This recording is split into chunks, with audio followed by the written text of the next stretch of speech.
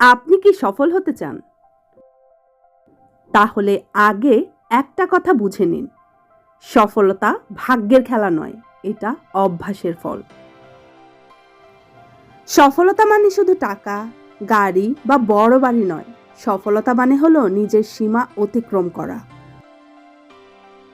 গতকাল যে কাজটা করতে ভয় পেয়েছিলেন, আজ সেটা করে ফেলা, এটাই সফলতা।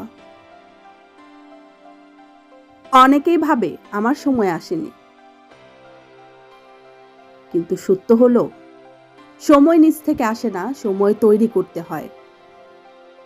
সফল মানুষ আর সাধারণ মানুষের মধ্যে পার্থক্য খুব বড় কিছু নয়। পার্থক্যটা হলো ধৈর্য।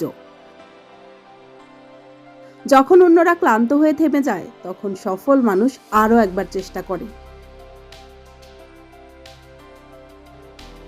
আপনি হয়তো আজ ব্যর্থ হয়েছেন, কিন্তু ব্যর্থতা মানে শেষ নয়।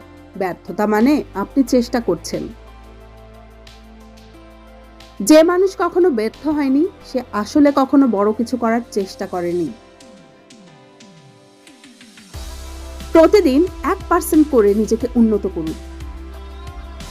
আজ 10 মিনিট শিখুন, আজ একটা নতুন দক্ষতা চর্চা করুন, আজ একটা খারাপ অভ্যাস বাদ দিন।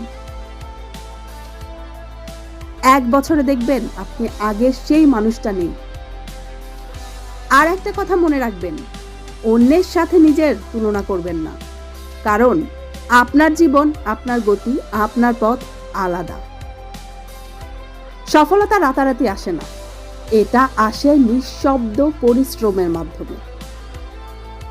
যখন কেউ দেখে না, তখন যে পরিশ্রম করেন, সেই পরিশ্রমই একদিন সবাইকে দেখায় আপনি কে।